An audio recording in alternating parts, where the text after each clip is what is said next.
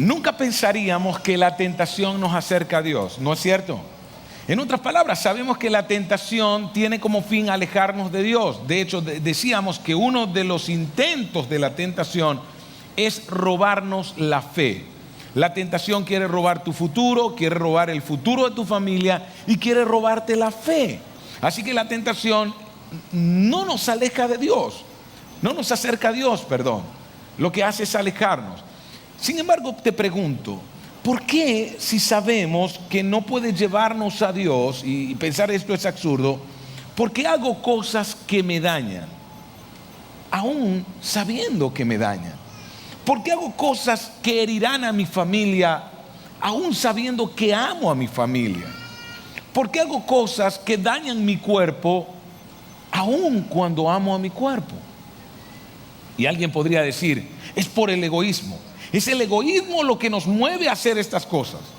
Y el egoísmo contestará, no soy yo el que te hace hacer eso. ¿Y sabes por qué no soy yo? Porque como egoísta, como egoísmo, lo que busco es lo que te beneficia a ti. El egoísmo busca lo que a ti te beneficia.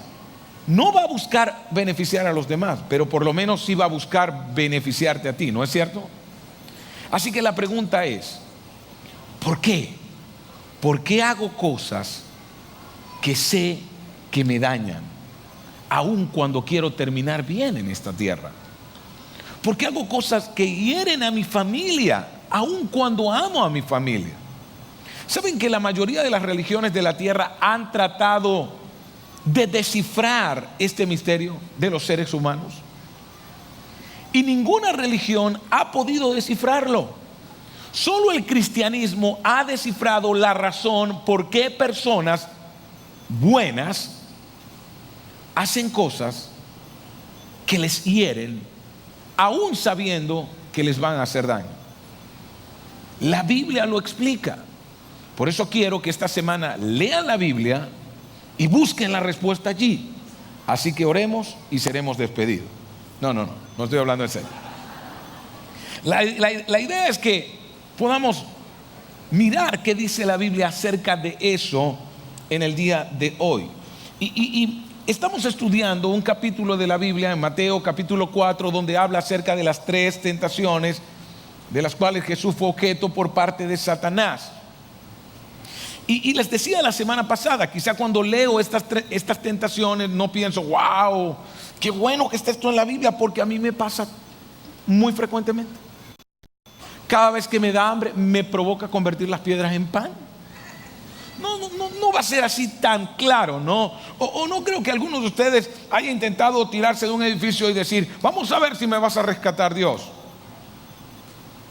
O alguien les haya pedido, adórame y te entregaré todos los reinos de la tierra. No creo que les haya ocurrido alguna vez este tipo de cosas. Pero cada una de estas tentaciones tiene mucho que ver con las cosas en las cuales tú serás tentado. Todas nuestras tentaciones caen en una de las 3 categorías en las cuales Jesús fue tentado. 3 categorías somos tentados a satisfacer una necesidad legítima de una manera ilegítima. Somos tentados a usar a Dios para nuestros fines. Somos tentados a tomar un atajo. Las 3 tentaciones de Jesús marcan las 3 categorías en las cuales tú puedes colocar cada una de tus tentaciones. Cada una de tus tentaciones van allí. Y vimos la semana pasada que cuando Satanás le dijo, si eres hijo de Dios, convierte esas piedras en pan. Lo que estaba detrás de esa tentación es, ¿confiarás en que Dios proveerá para tus necesidades? ¿Confiarás en que Dios te ayudará realmente? ¿En que Él se interesa en detalles de tu vida? Así que lo que hay detrás de la tentación, la pregunta que hay detrás de cada tentación es esta: ¿confiarás en que Dios proveerá para ti, para tu familia? ¿O te meterás en ese negocio fraudulento donde estás? ¿Confiarás en que Dios está ocupándose de esas cosas de tu vida, como deseo formar una familia, deseo tener una mujer o un hombre a mi lado con el cual o con la cual vivir por el resto de mi vida? ¿Será que Dios se ocupa de esas cosas? ¿Será que Dios se ocupa de mi economía y de mis necesidades? ¿Se ocupará Dios de esas cosas o no se ocupará Dios? Creo que hago llorar a los niños, ¿no? Bueno, es parte de lo que estamos tratando de arreglar acá. Entonces, la pregunta es, ¿continuarás con esa relación aunque sabes que esa relación no te llevará a ninguna parte? ¿O confiarás y esperarás en que Dios traiga a tu vida la persona que sí corresponde a una relación como es la adecuada? ¿Continuarás con ese negocio aunque sabes que ese negocio es fraudulento? ¿O esperarás en Dios para entrar en el negocio que lo honre a Él? ¿Ven lo que hay detrás de cada tentación? Hay una pregunta: ¿confiarás en mí o lo harás a tu manera? Sí, Satanás está delante de Jesús diciéndole: hey Jesús, come, alguna vez tendrás que comer, porque a la larga no irás a ayunar toda la vida, te vas a morir de hambre. A la larga vas a tener que comer. ¿Por qué no lo haces a tu manera? Vamos, convierte las piedras en pan. Y quizá le dice a los jóvenes: vamos, algún día vas a tener relaciones sexuales, hazlo a tu manera. ¿Por qué tienes que hacerlo como dice la Biblia? Además, eso de fornicación, ya eso está pasado de moda. Vamos, la gente se acuesta con quien quiere hoy en día. Además, si se aman los dos y si se quiere, ¿para qué hacerle caso a lo que dice la Biblia? Hazlo a tu manera, hazlo a tu manera. Y vienes tú y satisfaces tu necesidad a tu manera. Y eso es lo que está detrás de cada tentación. Detrás de muchos adulterios, detrás de muchas fornicaciones, detrás de muchos negocios fraudulentos, detrás de muchas relaciones forzadas, lo único que hay es esto: lo haré a mi manera. Y los fieles dicen: no lo voy a hacer a mi manera, yo voy a esperar en Dios, porque Dios se ocupa de todas mis necesidades. Confiaré en Él. ¿Ven la diferencia? Confiaré en Él. No tengo que pagar ese soborno para que las cosas me vayan bien. Pero chico, tú estás en Venezuela. La Biblia no se escribe en Venezuela, por eso es que dice eso. No, Dios es el Dios de Israel, de Europa, de Estados Unidos y de Venezuela. Gobierna en todas partes, ¿sí o no? Y es proveedor de todos los que confían en Él. Él atiende a mis necesidades. Sin embargo, esta segunda tentación, de la cual hoy voy a hablar, es más sutil que la primera. Porque es fácil reconocer cuando estás haciendo algo incorrecto, cuando no estás confiando en Dios, ¿entienden? Y esta segunda tentación va a ser una tentación más propensa para aquellos espirituales que para los que no vienen a la iglesia. Y si usted viene hoy por primera vez, quizás está diciendo: oh, bueno, entonces me voy si no tiene nada que ver conmigo. No. Te va a ayudar para entender cómo muchas veces los cristianos piensan y por qué gente cristiana se mete en tantos problemas. Así que si usted ora, si usted lee la Biblia, si usted se considera alguien espiritual, abra sus oídos, porque esta tentación, la segunda tentación, tiene más que ver con aquellos que creen en Dios, que creen en que Dios es bueno, misericordioso, que Dios es un Dios que provee, en fin, tiene más que ver con estas personas. Y se encuentra en Mateo capítulo 4, verso 5, y dice: Luego el diablo lo llevó a la ciudad santa e hizo que se pusiera de pie sobre la parte más alta del templo. Recuerdan, Jesús está en el desierto. Allá en el desierto fue la tentación de convertir las piedras en pan, y ahora lo lleva a la parte más alta del templo. No sabemos qué parte era. Lo que sabemos es que dice que es la más alta, probablemente donde estaba el lugar santísimo, no lo sé. O quizá en la entrada, en esa parte que era la fachada, lo coloca allí en el pináculo del templo. Y allí en la parte más alta Jesús puede mirar al sumo sacerdote, al sacerdote. Había allí como un tanque que se llamaba el altar de bronce. Había una mesa grandísima que era donde colocaban los animales y allí los sacrificaban. En fin, era un lugar bien peculiar, y a ese lugar iban los judíos que eran fieles, los religiosos iban a ese lugar. Y Jesús está en la parte más alta del templo. Ahora, ¿cómo llegó a esa parte más alta? Tampoco sabemos. Dice que lo llevó. Así que no sabemos si fue como en estas películas, ¿no? de viaje a las estrellas, o no sé si la guerra de las galaxias, o de repente está en el desierto, ¿no? Está en el desierto y aparece en el pináculo del templo. No sé si fue así. Solo dice que lo llevó. Si fueron caminando, si subieron las escaleras, no lo sé. Pero ahí está ahora Jesús. Y vean, y le dijo: si eres hijo de Dios, tírate abajo, porque escrito está. Así que en la primera tentación le dice: si eres hijo de Dios, convierte esas piedras en pan. Jesús se remite a la historia, se remite a lo que está escrito y le dice: Satanás, escrito está, no solo de pan vive el hombre. Satanás piensa: me vas a salir con la Biblia. ¿Qué crees tú? ¿Que yo no sé de Biblia? Yo también sé de Biblia. Y ahora Satanás, ¿qué saca? ¿Qué saca Satanás? La Biblia. Y le dice: ¿con qué versículos bíblicos tenemos? Yo también te voy a lanzar uno. ¿Ahora lo ven? Escrito está. Y le dice: ordenará que sus ángeles te sostengan en sus manos para que no tropieces con piedra alguna. Y se refiere a un salmo que está en la Biblia. Mira lo que dice el libro de Salmo: Él no te va a dejar caer, lánzate, Él no te va a dejar caer. Y la pregunta es: ¿qué hay detrás de esta tentación? Esta tentación tiene que ver con los religiosos, con los espirituales, con los que leen la Biblia, con aquellos que buscan en la Biblia pasajes para manipular a Dios, con aquellos que hacen sus planes y que le piden a Dios: Dios, tengo un gran plan, coopera conmigo. Y tengo un versículo para demostrarte que tienes que cooperar conmigo, ¿oíste? Se mete en un negocio, administró mal, se metió en una deuda y luego sacó un versículo bíblico. Aquí está. Tú proveerás conforme a tus riquezas en gloria. Vamos, tengo el versículo, muévete. ¿Ven que tiene que ver con ese tipo de personas?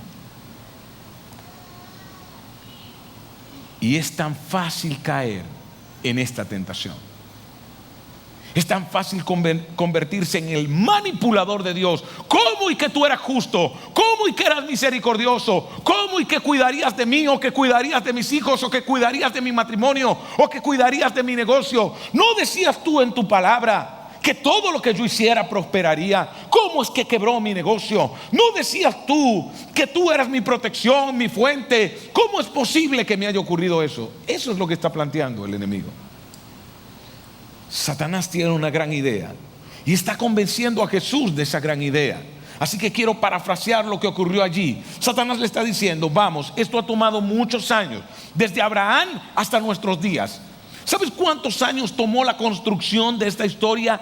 Desde Abraham están prometiendo que el Mesías vendría, que el Mesías liberaría a su pueblo. ¿Y sabes qué? Vienes tú, naces en un pesebre y nadie está creyendo en ti.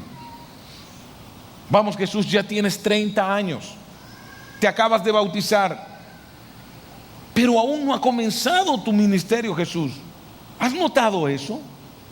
30 años y todavía no has comenzado a hacer la obra, lo que Dios te mandó a hacer. Vamos, Jesús, te toca actuar, te toca hacer tu obra. Te propongo un plan. Piensa en esto: Dios no va a echar a perder las cosas. no las va a arruinar. Entonces, Jesús está allí y hay un plan. ¿Saben cuál es el plan? El plan es este: lánzate. Son tantos años de historia. Si tú te lanzas, seguro Dios va a decirle a un ángel: hey ángel, se acaba de lanzar mi hijo, corre, rescátalo. Ahora imagínate Jesús, ahí está el sumo sacerdote, la gente que viene a ofrecer los sacrificios, los judíos que han sido fieles, los que han leído la historia, los que necesitan creer en ti. ¿Sabe qué va a ocurrir? Tú vas a caer y todos van a pensar que vas a caer muerto. Pero ellos no verán que las manos de los ángeles te cubrirán y te rescatarán. Y cuando caigas, solo te colocarán en el suelo. ¿Y saben qué va a pasar? Te vas a levantar, te limpias el polvo. Me imagino al sumo sacerdote corriendo y diciendo: ¿quién eres tú? ¿Cómo te puedes lanzar de allí y seguir vivo? Y tú decirles: yo soy el Hijo de Dios. Crean en mí. ¿Quién no va a creer en ti, Jesús? ¿Quién no va a creer en ti? Y muchos de nosotros somos tentados a eso. Esta tentación te invita a presumir y asumir el amor de Dios, su bondad, su provisión, su misericordia y todos sus atributos. Así que esta tentación le dice a la mujer que se casa: sí, ya sé que no es cristiano, sí, ya sé, me casé con alguien que no tiene mis principios, pero yo oraré todos los días porque Dios es un Dios poderoso para convertirlo. ¿Ven dónde está la tentación? Esa tentación mueve a la persona que se metió en un negocio, no pidió consulta, no se asesoró, era un negocio totalmente irracional, tenía tanto riesgo, y ahora esa persona está diciéndole a todos: oren, oren por favor, para que Dios me saque de esta deuda. ¿Ahora lo comprenden? Es presumir, es asumir, es retar a Dios. Si tú eres Dios, tú me tienes que sacar de esta. Es lanzarte al vacío y decir: ¿no creo acaso en Dios? ¿Acaso no tengo un Dios que es bueno? ¿Acaso no tengo un Dios misericordioso? Esta tentación es la misma que asume el joven que no estudia y va a presentar el examen. Profe, ponga el examen ahí, no se preocupe, yo soy cristiano.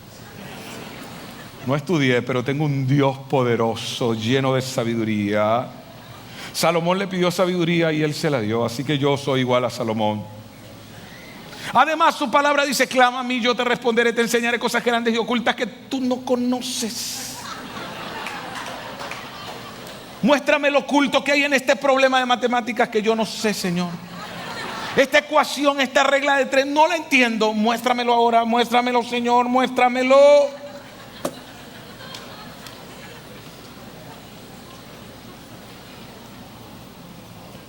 ¿Ven que es sutil? ¿Cuántas veces has actuado de esa manera? ¿Cuántas veces has actuado así? Y no sentiste que eso era una tentación. Sí, eso es una tentación. Ahora entiendes por qué te arriesgas a hacer cosas que sabes que te van a dañar a ti, van a dañar a otros, van a dañar a tu familia, te van a herir a tu familia. ¿Sabes por qué te arriesgas? Porque crees que Dios tiene la responsabilidad de rescatarte, porque Él es un Dios bueno, bondadoso, misericordioso. Y comenzamos a tratar a Dios como el genio de la lámpara. ¿Lo recuerdan? ¿Recuerdan el genio cuando sale de la lámpara? ¿Cómo sale el genio de la lámpara? Sale diciendo: oh Señor, aquí estoy, te concederé tus deseos, solo pide, yo estoy a tus órdenes. El genio de la lámpara es el siervo de aquel que la frota.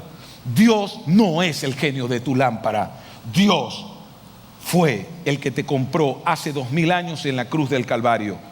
Aquí hay un comprador y aquí hay un comprado. Aquí hay un Señor, amo de todos, y aquí hay siervos que le sirven con todo su corazón. ¿Ven la diferencia? ¿Ven lo sutil de la tentación? Me pongo en una situación difícil y luego trato de forzar a Dios para que intervenga a mi favor. Eso es lo que hacemos. Y de eso es que se trata esta tentación. Y la terminología eclesiástica se las voy a dar. Esta es la terminología eclesiástica. Un cristiano lo dirá de esta manera: voy a dar un paso de fe. Sí, así lo disfrazamos. Voy a dar un paso de fe. Voy a saltar al vacío, porque a sus ángeles mandará para que mis pies no tropiecen en piedra. ¿Y saben qué es para muchos cristianos dar un paso de fe? Meterse en negocios fuera de todo sentido común. Hacer cosas que están fuera de toda lógica. No consultar ni asesorarse. No buscar a otros que les ayuden y que les mentoricen. Dar pasos de fe. Es decir, me voy a casar con esta mujer porque Dios me habló. Pues llama un momentito y fuiste a consejería, buscaste asesoría, se prepararon. El matrimonio, mira, el matrimonio es una empresa difícil. No importa, Dios está conmigo.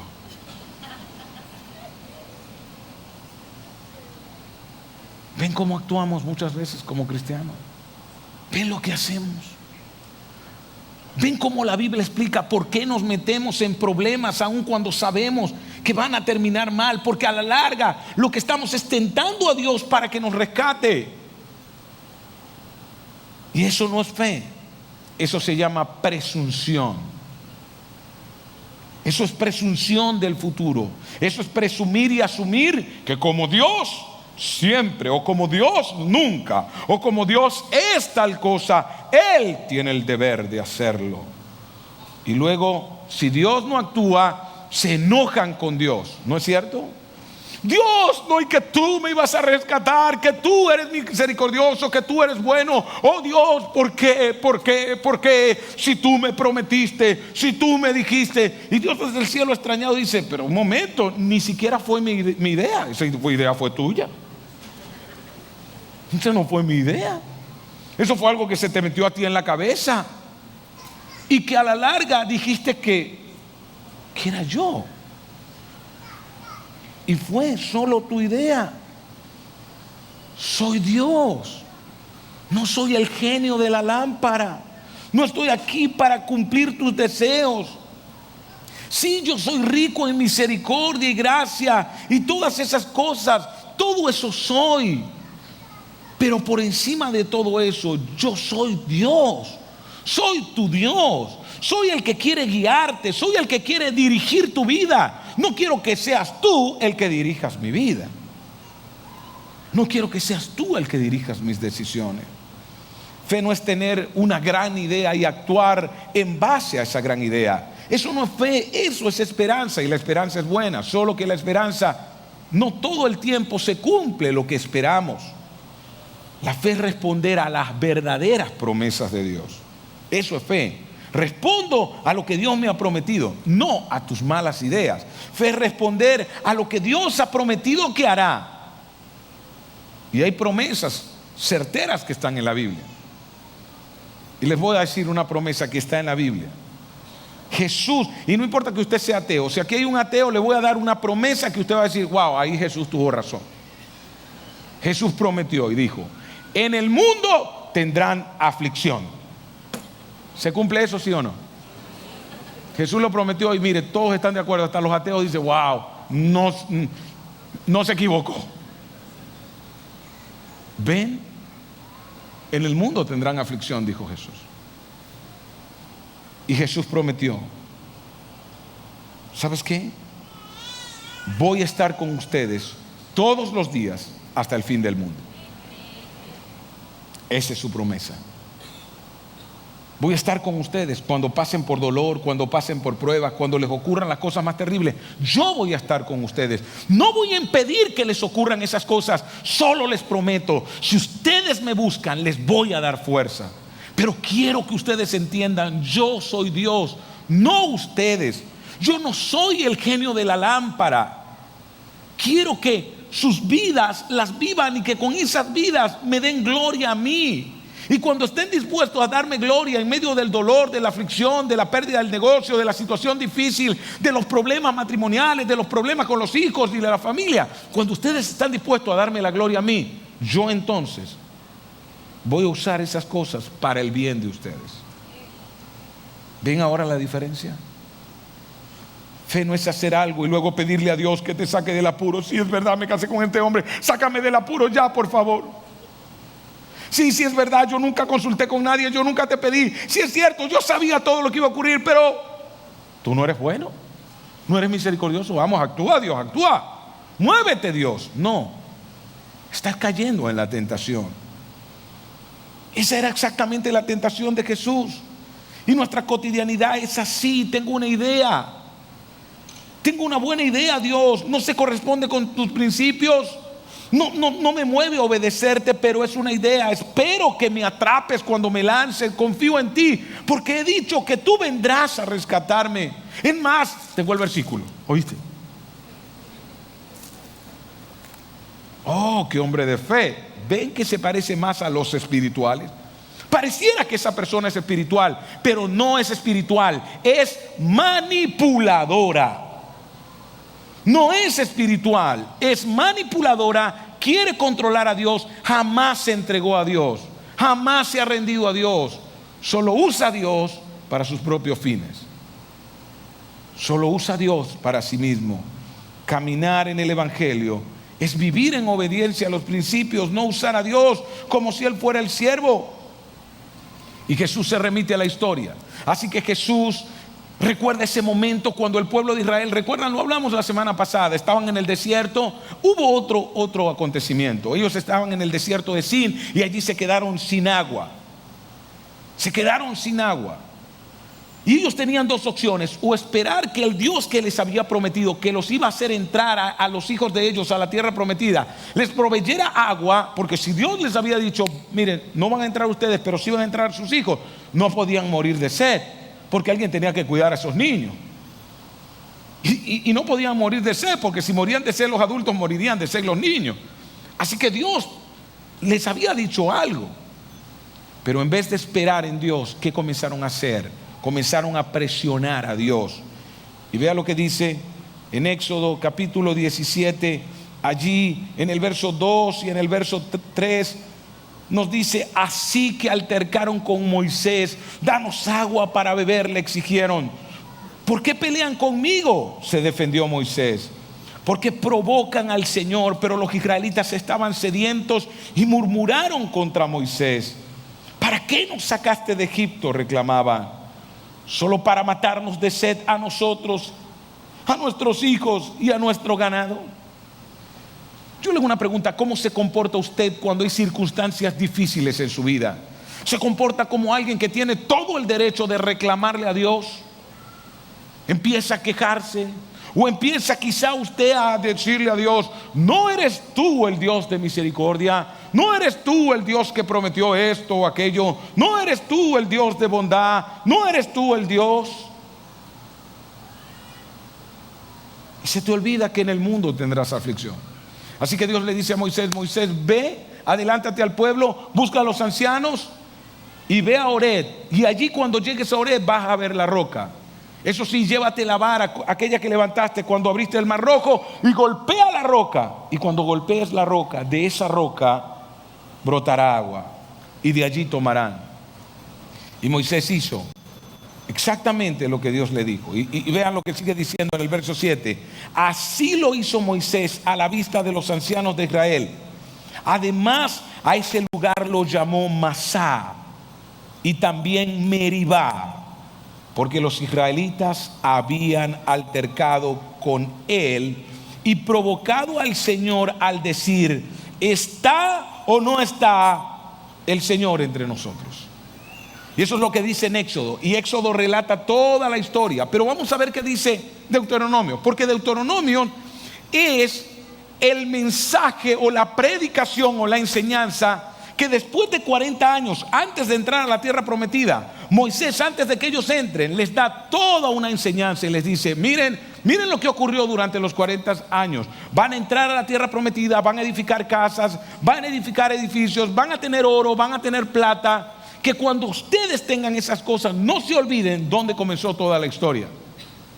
Que cuando ustedes vivan ahí en esa tierra, no se olviden lo que quiso enseñarnos Dios, lo que quiso enseñarnos Dios durante esos 40 años de peregrinaje. Y en Deuteronomio capítulo 6, verso 16, Moisés les dice: no pongas a prueba al Señor tu Dios como lo hiciste en Masá. En otras palabras, no caigan en la tentación de provocar al Señor o tratar de forzar su mano. ¿De qué se trata esta tentación? De presumir, de asumir, de manipular, de forzar a Dios mover su mano, porque ya tú te estás lanzando al vacío. Oh, pensé que eras un Dios de misericordia. Oh, pensé que eres un Dios bueno. La pregunta es: ¿cómo responde Jesús a esa tentación? Cuando Satanás le dice: vamos, aquí hay una promesa que yo sepa, no permitirá que tu pie no tropiece en piedra, vamos, lánzate. ¿Cómo responde Jesús? Le dice en Mateo 4:7: también está escrito, no pongas a prueba al Señor tu Dios. Le contestó Jesús. En otras palabras: Satanás, yo sé lo que tú tratas de hacer, pero no estoy aquí para asumir nada, ni para presumir nada, ni para manipular, ni para forzar la mano de Dios o usar a Dios a mi antojo. Yo estoy aquí para hacer la voluntad de Dios, para cooperar con Dios. Tú no estás aquí para manipular, tú estás aquí para cooperar. ¿Ven lo sutil que es esto? Como cristianos somos llamados a cooperar con Dios, no a manipularnos. ¿Qué tal si le dices al que está a tu lado: no es manipular, es cooperar? Vamos, dilo. No es manipular, es cooperar. No es: Dios, tengo una gran idea, coopera conmigo. No, es: Dios, ¿cuál es tu idea? ¿Cuál es tu voluntad? ¿Cuál es tu propósito? Dios, ¿qué es lo que tú quieres que yo haga? Quiero cooperar contigo. ¿Ven la diferencia? Eso diferencia a los hombres y mujeres que realmente han conocido a Dios de aquellos que solo se interesan en venir a la iglesia para manipular a Dios. Ven, es tan sutil, pero hay una diferencia. Las personas, hay dos cosas que veo en las personas manipuladoras. Primera cosa: las personas manipuladoras jamás se han entregado completamente a Dios. Cuando son manipuladoras, jamás se han entregado completamente a Dios. Si manipulas, todavía no te entregaste. Todavía sigues viendo a Dios como el genio de la lámpara. Andy Stanley dijo: la gente que está más decepcionada de Dios son personas que nunca se han entregado completamente a Dios. Son personas que jamás le han dicho a Dios: mira, hágase tu voluntad en mi vida. Jesús estuvo en el Getsemaní, ¿lo recuerdan? Antes de ir a la cruz. ¿Saben qué era la cruz? Era un lugar de tortura, era un lugar de tormento, era un lugar de humillación. Era un lugar de humillación porque Jesús iba a estar semidesnudo en la cruz del Calvario. Para un judío la desnudez era la peor humillación que le podían hacer. Desnudarlo públicamente y colgarlo ahí en un madero, escupirlo, burlarse de él. Solo los ladrones, solo la gente, la peor gente moría en la cruz. Y Jesús hizo esta oración y le dijo: Padre, tú puedes evitar que yo pase por este trago amargo, pero que no se haga mi voluntad sino la tuya. ¿Ven la diferencia? No le dijo: ¿cómo que eres mi padre? ¿Cómo que eres un Dios bueno? Oh, ¿por qué me haces pasar por esto? ¿Por qué no me libras? No, le dijo: mira, que no se haga mi voluntad, que se haga la tuya. La gente que se entrega completamente a Dios sabe que hay cosas que Dios sabe que yo no sé. Y por eso cuando oran se interesan: hágase tu voluntad. Porque yo puedo tener un plan y yo puedo tener un deseo, pero mira, Dios, hay cosas que tú sabes y que yo no sé. Que se haga tu voluntad, porque tu voluntad a la larga es la mejor. Y estar en el centro de tu voluntad es el lugar más seguro que hay en toda la tierra. El lugar más seguro. Aquellos que jamás se han entregado completamente a Él ocuparon todo su tiempo para manipular religiosamente a Dios. Y se saben versículos saben la Biblia, así como Satanás también se la sabe. Y la mueven, y buscan, y van para allá, y van para acá. Y aquí está otra promesa, y aquí está esta, y aquí está aquella, y aquí está aquella. Y no confiese eso. No diga eso. No confiese. No se va a morir. Vamos, confiesa que no se va a morir. Confiesa que se va a sanar. Confiesa que tal, confiesa que tal. Yo hago una pregunta: ¿qué te dijo Dios? Esa es mi pregunta. ¿Cuál era su voluntad? ¿Qué te dijo? ¿Qué fue lo que Dios te dijo? ¿Cuál era su propósito para ti, su voluntad para ti? ¿Qué diferencia es despertar cada mañana y decirle a Dios: Señor, aquí estoy para cooperar y rendirme a ti? Hay personas que han sufrido tragedias muy terribles, dolores tan terribles, y en medio de su dolor, y en medio de su ansiedad, y en medio de ese momento tan incómodo, los he visto con mis ojos levantar sus manos y decir: Dios, si este es el momento que me tocó vivir, si esta es la situación que me tocó vivir, Señor, que se haga tu voluntad y no la mía. A esas personas las admiro. Esas son gente realmente de fe. Esas son gente que han visto a Dios como Dios y no como el genio de la lámpara. La tierra no es el cielo. Este es un lugar de dolor. Dios le dijo a Adán: maldita será la tierra por tu causa. Y aunque a usted no le guste, vivimos en una tierra maldita. Y en esta tierra habrá dolor, habrá enfermedad, habrá muerte, y tú ni yo la podremos evitar. Y no importa cuántas veces vengamos a la iglesia, nosotros, aun siendo cristianos, tendremos que luchar contra las enfermedades, contra la economía, contra el dolor, contra la muerte, contra todas esas cosas que son bien dolorosas. Y usted dice: ¿y cuál es la diferencia entonces? Entonces, ¿para qué somos cristianos? Porque Él dijo: estaré contigo todos los días hasta el fin del mundo. Y esa es una gran diferencia. Porque el mundo sufre sin tener la gracia, la misericordia, el poder y el propósito de Dios en todo ese sufrimiento. Pero los cristianos, cuando sufren y están llenos de gracia, de poder, y saben que hay alguien que en medio de su sufrimiento está sosteniendo su mano. Porque algún día llegaremos a un lugar donde no habrá ni llanto, ni dolor, ni muerte, donde no habrá enfermedad. Cielo nuevo y tierra nueva.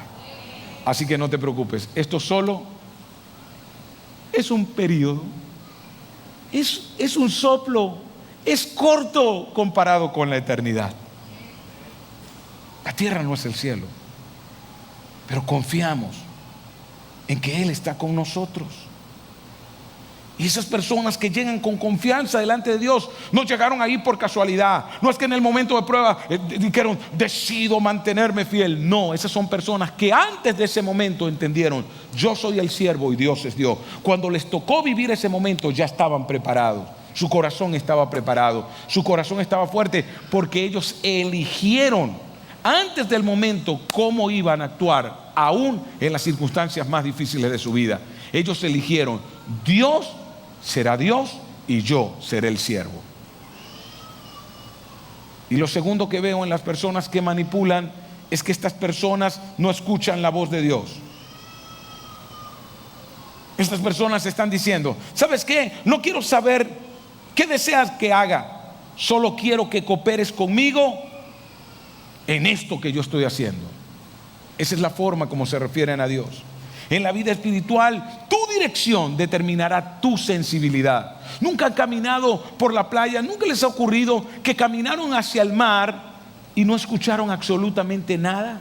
Todo estaba como en silencio, y de repente, cuando dieron la vuelta, comenzaron a oír, porque los lóbulos de sus orejas comenzaron a atrapar el viento y comenzaron a escuchar.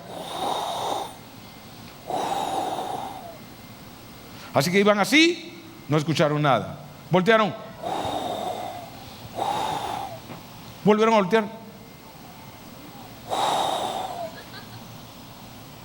Se fue. Dios quiere hablarte todos los días. Solo lo escucharás si vas en la dirección correcta, en la dirección de aquel que dice: yo soy el siervo, Él es mi Dios, Él es mi Señor. Hágase tu voluntad. Esa es la oración del Padre nuestro. Hágase tu voluntad.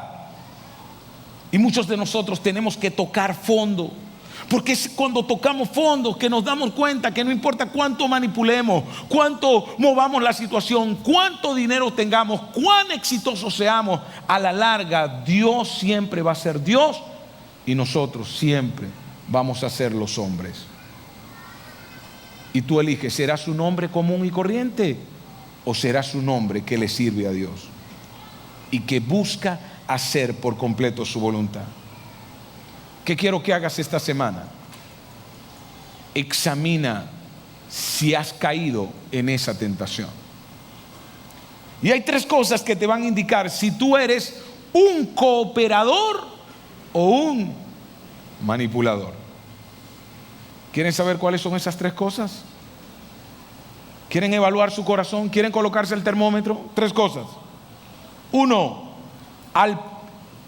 Al pensar en tus oraciones, cuando oras, tu oración muestra la oración de alguien que está dispuesto a cooperar con Dios, o tus oraciones están llenas de manipulación. ¿Son tus oraciones la oración de alguien que dice: hágase tu voluntad, Señor, en mi vida? O la oración de aquel que dice: ya va, un momentico que no me aprendí el versículo, un momentico, Dios, ya va, ¿qué fue lo que dijiste aquí? No me importa a quién se lo dijiste, cuándo se lo dijiste, en qué circunstancias se lo dijiste, ni cómo se lo dijiste. Tú me cumples esto, ¿oíste? ¿Cómo eres tú en tus oraciones? Hay promesas que Dios se las hizo un rey por allá, otras se las hizo por allá un profeta, otras se las hizo por allá, pero a ti no te importa quién se las hizo. Tú crees que todo lo que está aquí es para ti, ¿sí o no? Y yo tengo que ser rico porque tú le dijiste a Salomón: como me pediste sabiduría, te daré riqueza. Así que tú me das riquezas a mí, porque yo te he pedido solo sabiduría. ¿Ven ahora? Hay un versículo que los cristianos usan mucho en sus oraciones. Tu palabra dice: cree en el Señor Jesucristo y serás salvo tú y tu casa. No quiero desilusionarlos, pero solo quiero decirles algo. 1, la promesa no fue para ti, la promesa fue para el carcelero de Filipo. Era una persona específica, en un momento específico, en una circunstancia específica. 1. 2, la promesa no vino de Dios, vino de Pablo, por supuesto. A la larga venía de Dios, pero era Pablo hablándole a un hombre. ¿Y qué hacen muchos cristianos? Dice: tú me dijiste a mí. No, es mejor que seas claro y le digas: mira, Señor, yo sé, Pablo le dijo al carcelero, a mí me gustaría que eso también me ocurriera a mí. ¿Ves que es diferente? ¿Ves que no es tan manipulador? ¿Lo comprende? ¿Cómo son tus oraciones? Segundo, al pensar en tus reacciones en las circunstancias negativas, ¿eres un cooperador o eres un manipulador? ¿Qué ocurre cuando te pasan cosas que son negativas? Vamos a ver, mañana vas manejando, ¡pum!, te chocan el carro. Dios mío, si yo fui ayer a la iglesia. Mañana viene el CENIAC y te cierra el negocio. ¿Cómo, Dios, si yo ayer di diezmo? Sí, pero no pagaste los impuestos. ¿Ven la diferencia? ¿Cómo reaccionas a las circunstancias negativas? Y lo tercero, al escuchar tus pensamientos cuando eres tentado. Muchos son tentados. ¿Y saben cuáles son los pensamientos que vienen? Bueno, sí, bueno, no importa, porque total siempre a mí Dios me va a perdonar. Ese es el pensamiento de un manipulador, no de un cooperador. Bueno, no importa. Bueno, total, nadie es perfecto. Y Dios comprende. Mire, Dios, si algo tiene Dios es que comprende.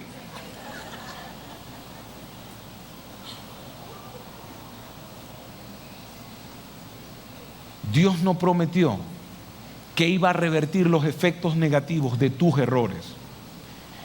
Sí, Dios muchas veces te alivia, aun cuando vienes de cometer tantos errores. En su misericordia te alivia, en su misericordia te ayuda, pero no prometió que iba a revertir los efectos negativos. Piensen ustedes en esto: una joven viene, se acuesta con el novio, ay, es cristiana, es muy, ay, y de repente sale embarazada. Ay, Dios mío, ¿por qué? ¿Por qué, Señor? Perdóname, me arrepiento. Tú eres misericordioso, tú escuchas la oración de tus hijos. Quiero que ahora en la tarde, cuando me vaya a hacer la prueba, salga negativo. ¿Qué cree? ¿Que cuando se vaya a hacer la otra prueba va a salir negativo? No. ¿Ahora lo comprenden? Yo tengo una pregunta: cuando eres tentado, ¿qué piensas? Bueno, Dios entiende, Dios comprende, Dios es bueno. O más bien dice: hey, un momento, yo quiero vivir en la voluntad de Dios. Yo quiero vivir agradando a Dios. Me gusta la declaración de Sadrac, Mesach y Abednego. Ellos vivieron por allá en el año 600 antes de Cristo, y había un rey que mandó a construir una gran estatua y dijo: cuando los instrumentos suenen, todos se van a arrodillar. Y sonaron los instrumentos, y Sadrac, Mesach y Abednego se quedaron de pie. El rey visible les dijo: ¿no entienden que su futuro está en mis manos? ¿No entienden que si ustedes no se arrodillan, caerán ahí en el horno de fuego y morirán? Les voy a dar una segunda oportunidad. ¿Y saben qué le dijeron a estos muchachos? Rey, el Dios al cual nosotros servimos tiene el poder para rescatarnos de tu horno de fuego, pero aún cuando no lo haga, no nos arrodillaremos delante de ti, porque solo tenemos un Dios al cual nos arrodillamos. Ven esa oración, ven la declaración. Estuvieron diciendo: ¿saben qué? Si Dios tiene poder, Dios puede hacerlo, pero aún si no lo hace, a la larga Él seguirá siendo Dios. Mi fe en Él no depende de lo bueno que me pasa. Mi fe en Él no depende de que Él contesta. ¿Y qué hay detrás de esta tentación? La manipulación. Así que, ¿qué quiero que hagas esta semana?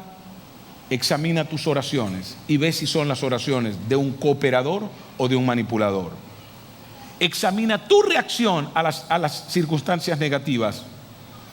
Examina tus pensamientos cada vez que eres tentado a hacer aquello que ofende a Dios. En medio de estas tres cosas, ¿eres cooperador o eres manipulador? Colóquese en pie. Y ahí donde estás, yo quiero que cierres tus ojos. Y ahí donde estás, quiero que inclines tu rostro por un momento, y si quieres puedes hacer una oración como la que yo voy a hacer en este momento. Señor, reconozco cuántas veces he actuado manipulándote y no rindiéndome a tu voluntad. Reconozco cuántas de mis oraciones están cargadas de manipulación y no del deseo de un hombre o una mujer que quiere cumplir con tu propósito aquí en esta tierra. Reconozco que mis reacciones ante las circunstancias negativas y dolorosas no se parecen a la reacción de un hombre que acepta que a la larga en este mundo tendré aflicción, que a la larga la tierra no es el cielo, que a la larga esto no es todo, sino que reacciono como alguien que duda de tu amor, que duda de tu misericordia, que duda de tu bondad. Señor, si no llegaras a contestar ninguna de mis oraciones, a decir verdad, ya me demostraste tu amor, haciéndote hombre, viniendo a esta tierra hace 2000 años y entregando tu vida por mí allí en la cruz. Señor, también reconozco que muchas veces mis pensamientos cuando soy tentado son pensamientos que me mueven a manipularte, a dar por sentado tu amor, tu misericordia o tu protección, lanzándome al vacío, pensando que tú tienes el deber de rescatarme cada vez que actúo irresponsablemente. Señor, hoy quiero decirte, quiero dejar de ser un manipulador y comenzar a ser un cooperador. Hoy quiero decirte con todo mi corazón: hágase en mi vida tu voluntad. Habla mi vida, mueve mi vida, que seas tú el que me guíe en todas las cosas y no yo mismo. En el nombre de Jesús. Gracias, Señor. Amén y amén. Estás aquí para cooperar con Él, no para manipular. Gracias por venir. Gracias por escucharme. Los espero en la cuarta parte.